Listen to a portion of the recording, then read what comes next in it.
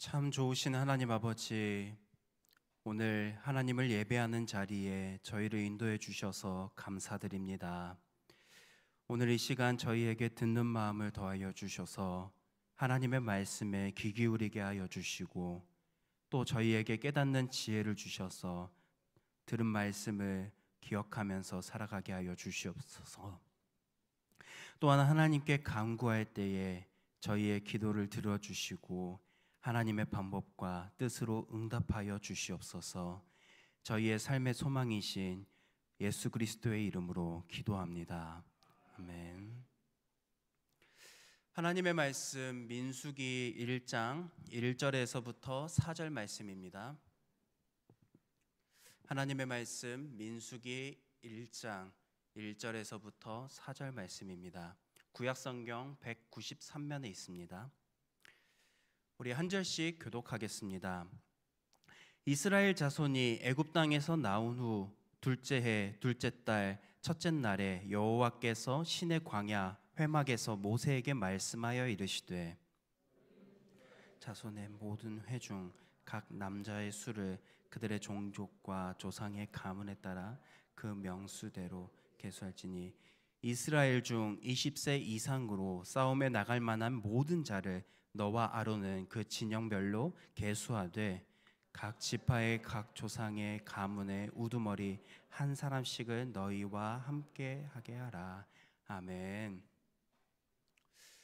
우리는 하루하루 바쁘게 살아가고 있지만 문득 그 삶 속에서 이러한 생각이 들 때가 있습니다. 내가 지금 가는 길이 잘 가고 있는 것일까? 눈앞의 일은 분명히 바쁘게 하고 있지만 내가 어디를 향해 가고 있는지, 또 내가 이 자리에 왜 있는지 확신이 없을 때 이렇게 불안한 마음이 우리 안에 있곤 합니다.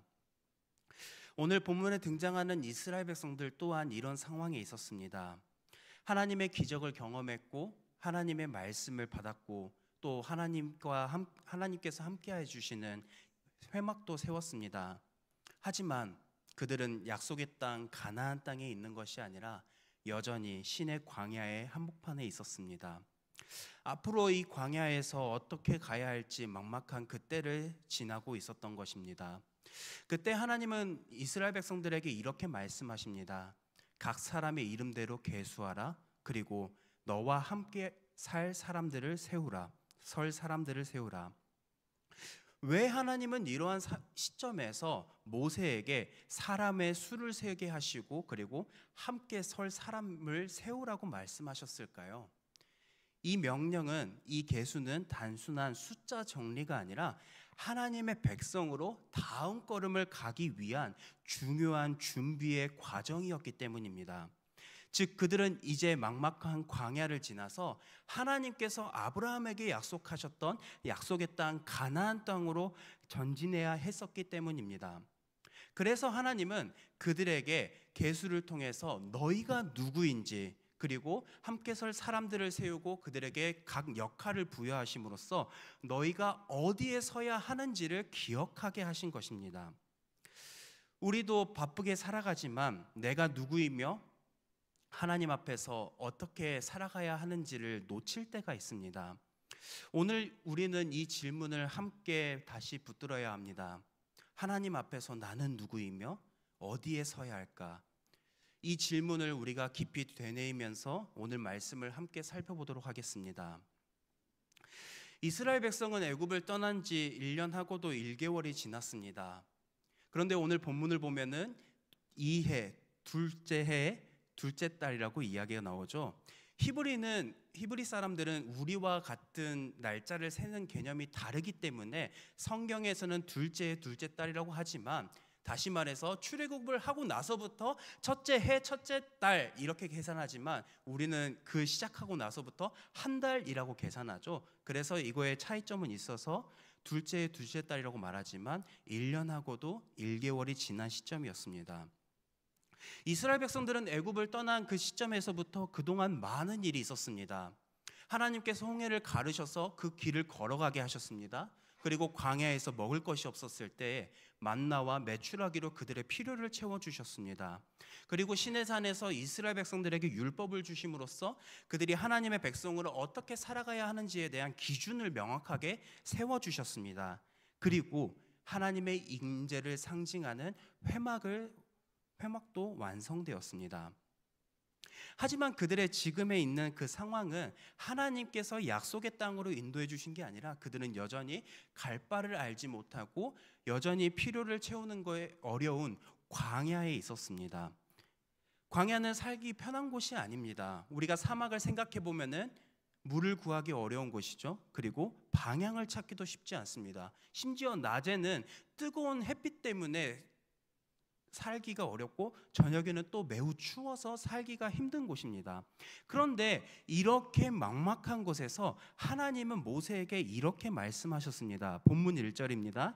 이스라엘 자손이 애굽 땅에서 나온 후 둘째 달 첫째 날에 여호와께서 시내 광야 회막에서 모세에게 말씀하여 이르시되, 짧은 한 구절은 여기에서 매우 중요한 의미를 갖고 있습니다. 이스라엘의 다음 걸음은 사람의 판단이나 상황에서 시작한 것이 아니라 하나님께서 말씀하신 그때부터 시작한다라는 사실입니다. 하나님은 시내 광야에, 즉 힘든 곳에서 회막을 통해 이스라엘 백성들과 함께 하셨습니다. 그리고 그 회막에서 모세에게 말씀하시며 공동체의 새로운 질서를 준비해 가셨습니다. 이 말씀은 단순히 하나님께서 이렇게 말씀하셨습니다 라는 정도가 아닙니다. 하나님께서 앞으로 무엇을 하실지, 이스라엘 백성들을 통해서 무엇을 하실지, 그리고 이 백성들을 어떻게 이끌어 가실 것인지를 선포하시는 시작점인 것입니다. 우리의 삶을 돌아보면은 이스라엘 백성들이 갈 바를 알지 못하고 어렵고 힘든 상황이 있는 것처럼 우리의 삶을 돌아보면 이렇게 광야와 같은 시간들이 있습니다. 앞이 보이지 않습니다. 방향을 잃은 것 같습니다. 내가 어디로 가야 할지 갈 바를 알지 못하는 상황, 이러한 광야의 시기가 우리의 삶에는 단 한 번쯤은 있었을 것입니다. 직장에서 어려움을 겪었을 때가 있을 것이고, 가족 안에서 갈등이 있었을 때도 있을 것이고, 건강의 문제나 아니면 삶의 외로움 속에서 우리의 마음이 무너졌었던 때도 있었을 것입니다. 그러한 상황에서 우리는 그 답답함에 우리의 마음 가운데 안 좋은 생각들이 그리고 무너질 때가 있을 것입니다. 내가 지금 제대로 살아가고 있는 것인가? 그렇게 불안감이 몰려올 때에 우리도 이스라엘 백성들이 지금 있는 그곳 시내 광야에 서 있는 셈이 되는 것입니다. 하지만 1절을 보면은 우리가 기억해야 할 것, 그러한 광야에서 하나님은 이스라엘 백성들에게 말씀하셨습니다. 하나님은 그 힘든 상황에서 그들과 함께 하셨고 그들에게 직접 말씀하셨습니다. 우리의 삶도 마찬가지입니다. 우리는 이렇게 생각하게 될 때도 있을 것 같습니다. 모든 상황이 다 정리가 된 후에, 나의 어려움들, 나의 막막한 상황들이 다 정리가 되고 난 후에 하나님께서 나를 인도해 주실 거라고 생각할 때가 있겠지만, 이스라엘 백성들이 힘들고 지치고 어려운 상황에서 하나님이 회막을 통해서 그들에게 말씀하셨던 것처럼 우리의 삶의 모든 문제가 해결되지 않는 그때에 하나님은 우리에게 찾아오시고 우리에게 말씀하신다라는 사실을 우리는 기억하면서 살아가야 합니다. 예배드릴 마음의 여유조차 없고 기도할 힘도 없고 그리고 무엇을 어떻게 해야 할지 잘 모르겠는 그 순간에도 하나님은 변함없이 우리와 함께 하시고 우리에게 말씀하시는 분이십니다. 우리는 살면서 너무 자주 광야에 집중할 때가 많습니다. 얼마나 어려운 상황인지, 얼마나 지쳐 있는지, 얼마나 길이 막혀 있는지를 먼저 생각할 때가 있습니다. 그 상황을 먼저 생각했을 때 우리의 마음은 즐겁습니까? 아니면은 점점 더 지쳐만 갑니까? 우리는 점점 더 지쳐만 갈 것입니다. 하지만 그보다 더 먼저 생각해야 할 게 있습니다. 바로 하나님이 그 어려운 순간에 우리와 함께 하시고 우리에게 말씀하시고 우리의 삶을 친히 인도하신다라는 사실입니다. 하나님은 내가 겪고 있는 힘든 문제가 다 해결된 후가 아니라 여전히 힘든 그때에 하나님은 우리에게 말씀하시고 그 말씀이 우리가 가야 할 방향을 알려줍니다. 우리는 그 상황에 있을 때일수록 하나님을 위한 예배의 자리, 그리고 말씀을 가까이 하는, 말씀 앞에 서는 시간을 놓치지 말아야 합니다. 말씀 앞에 서는 시간이라는 것은 무엇이겠습니까? 하루에 말씀을 묵상하고 하루에 5분이라도 그 말씀을 붙들고 우리가 기도하면서 어떻게 하면 그 말씀대로 살아갈 수 있는지를 씨름하는 그 과정일 것입니다. 매주 예배를 소중하게 여기고 말씀을 통해서 내 삶을 비춰보는 것이 바로 말씀을 통해서 우리가 하나님 앞에 서는 삶을 살아가는 것입니다. 우리가 힘들 때일수록 이러한 삶을 살아가는 저와 여러분들이 되길 소망합니다. 이어지는 2절을 보면은 이제 하나님은 모세에게 이렇게 명령하십니다.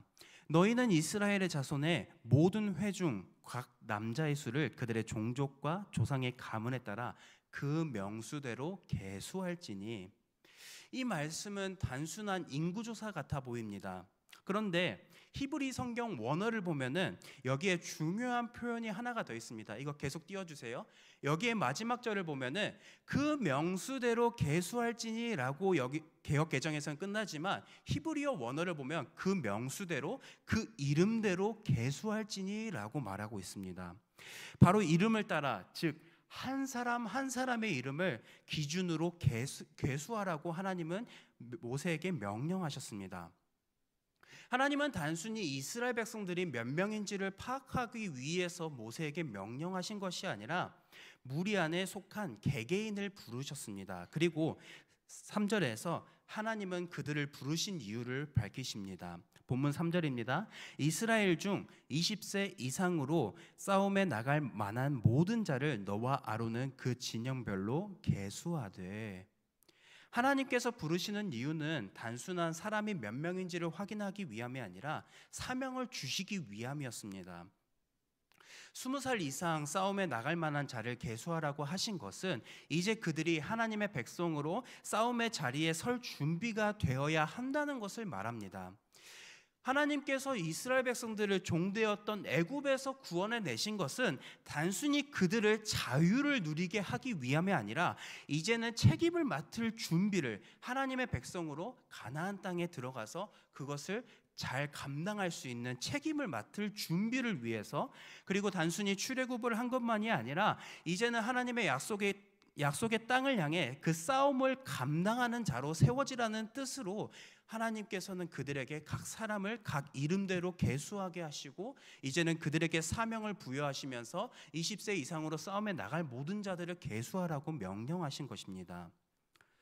하나님께서는 이처럼 이름을 부르시고 그 사람에게 자리를 주시고 그들에게 사명을 부여하셨습니다. 이것은 우리의 삶에도 동일하게 적용됩니다. 우리는 단지 교회에 다니는 사람들이 아니라 하나님의 부르심을 받은 자들입니다. 그 부르심에 반드시 맡겨진 역할과 사명이 따라옵니다. 가정에서든 그리고 교회에서든 우리 직장에서든 하나님은 우리를 이름으로 부르시고 자리에 세우시며 역할을 주시는 분이십니다. 우리는 나에게 주어진 삶의 자리가 결코 우연이 아니라는 사실을 기억하면서 살아가야 합니다. 부모로, 자녀로, 그리고 직장에서의 역할, 교회 안에서의 작은 섬김까지도 우리가 서 있는 자리는 결코 우연이 아니라는 사실을 기억해야 합니다. 하나님이 나를 부르시고 나에게 맡겨주신 자리입니다. 중요한 것은 내가 이곳에서, 가정에서, 직장에서 어떤 역할을 맡았느냐가 아니라 그 일을 하나님의 부르심으로 받아들이고 우리가 얼마나 충성되이 감당하고 있는지를 점검하며 살아야 합니다. 예를 들어서 부모의 사명은 무엇입니까? 내 자녀를 잘 키우는 것이 될 수 있겠습니다. 그런데 부모의 사명은 자녀를 그저 잘 키우는 것만이 아니라 믿음 안에서 잘 키우는 것입니다. 구체적으로 아침에 짧게 기도해 주는 것이 될 수도 있고, 또 하루에 한 구절이라도 성경을 같이 읽으면서 읽으면서 나누는 것이 이 사명의 시작일 수 있을 것입니다. 직장에서는 우리가 정직하게 행하고 성실하게 일하는 것이 하나님께서 우리에게 맡겨주신 그 부르심 앞에 충성되이 감당하는 것입니다. 또한 교회에서는 드러나지 않더라도 우리가 다른 누군가를 위해서 기도하는 것이 될 수 있고, 작은 일에도 기꺼이 섬기면서 하나님께 영광 올려드리고 하나님 앞에 충성되게 살아가는 모습이 바로 하나님께서 나에게 부르신 그것을 충성되이 감당하는 것일 것입니다. 오늘 내가 서 있는 자리에서 내가 감당해야 할 사명이 무엇인지를 다시 돌아보고 그 사명 앞에 믿음으로 순종하고 나아가는 저와 여러분들이 되길 소망합니다. 마지막으로 하나님은 모세와 아론에게 이렇게 말씀하십니다. 너희가 이스라엘 백성들을 이름을 따라 가문에 따라 계수할 때 너희와 함께 설 사람들이 있어야 한다. 그들은 각 지파를 대표하는 사람들이다 라고 하나님께서는 모세와 아론에게 이렇게 말씀하십니다. 하나님은 공동체 안에서 대표성과 책임감이 있는 사람들을 부르셔서 모세와 아론과 함께 서게 하신 것입니다. 히브리어 원어를 보면 너희와 함께 설 사람이라는 표현이 나옵니다. 이 말은 단순히 옆에서 돕는 사람이 아니라 같은 자리에 서서 함께 책임을 지는 동역자를 말합니다. 하나님은 모세와 아론만 부르시지 않으셨습니다. 그분은 각 지파마다 대표한 한 사람씩을 세우셨고 모세와 함께 동역자로서 하나님께서 명령하신 것을 잘 수행할 수 있도록 동역자로 세워주셨습니다. 이처럼 신앙의 길은 혼자가 감당하는 것이 아닙니다. 믿음의 길은 혼자 걷는 과정이 아니라 함께 가야 하는 길이며 그리고 서로 붙들며 걸어가야 하는 길입니다. 하나님은 모세 한 사람에게 모든 것을 책임을 맡기시지 않으셨습니다. 모세가 물론 위대한 지도자였긴 하지만 그는 완벽하지는 않았습니다. 그래서 하나님은 각 지파에서 믿음의 리더를 세우셔서 그들과 함께 이 공동체를 세워가게 하셨습니다. 그리고 오늘날 우리가 이 자리에 함께하는 이유이기도 합니다. 신앙생활을 하다 보면 혼자 우리가 이 모든 것을 감당해야 할 것 같은 부담감이 들 때가 있을 것입니다. 기도도 봉사도 사역도 내가 다 해야 할 것만 같은 생각이 있을 것입니다. 하지만 하나님은 함께 설 사람들을 세워주시고 그 사람들을 통해서 공동체가 건강하게 자라가도록 하십니다. 우리는 지금 누구와 함께 걸어가고 있습니까? 그리고 나는 지금 누군가와 함께 설 사람으로 살아가고 있습니까? 이 질문 앞에 우리의 삶을 돌아봤으면 좋겠습니다. 내가 꼭 지도자야만 하는 것은 아닙니다. 어떤 사람은 기도의 동역자로 또 다른 어떤 사람은 예배 안내, 찬양, 주방 봉사와 같은 자리에서 공동체를 섬기는 것, 이것이 바로 함께 서는 사람의 모습입니다. 하나님은 우리의 각자의 그리고 공동체 안에서 역할들을 맡겨주셨습니다. 중요한 것은 하나님이 부르신 그 자리에서 내가 신실하게 서 있는가입니다. 지금 내가 서 있는 그 자리는 가정에서의 역할이 있을 수 있습니다. 그리고 교회 안에서의 역할이 있을 수 있습니다. 교회 안에서 봉사와 섬김 그리고 기도의 자리, 그것은 하나님이 나를 통해서 공동체를 세우기 위해 맡겨주신 자리라는 사실을 기억하며 살아가는 저와 여러분들이 되길 바랍니다. 우리는 혼자가 아닙니다. 하나님은 우리의 공동체로 한 사람을 부르시고 함께 믿음을 지켜갈 사람들을 세워가시는 분이십니다. 우리는 누군가에게 함께 설 사람으로 이미 먼저 세워진 성도로 살아가고 있습니다. 하나님께서 우리를 공동체 안에 두신 것은 우리를 통해 서로를 세워가게 하시는 거고 그 뜻을 이루시기 위함인 것입니다. 우리가 이렇게 살아가는 이유는 우리가 먼저 하나님 앞에 세워졌기 때문입니다. 하나님께서 우리를 먼저 부르시고 세우신 그 자리에서 가정, 직장, 교회에서 신실하게 반응하며 살아가는 저와 여러분들이 되길 예수님의 이름으로 소망합니다. 이 시간 들은 말씀을 기억하며 우리 먼저 두 가지 기도 제목을 붙들고 하나님께 기도하며 나아가겠습니다. 어떤 상황 속에서도 하나님 앞에 서는 성도가 되게 하여 달라고, 그리고 나에게 맡기신 사명을 알고 충성되게 감당하는 성도로 살아가게 해달라고 우리 시간 이 두 가지 기도 제목을 붙들고 함께 기도하며 나아가겠습니다. 기도하겠습니다.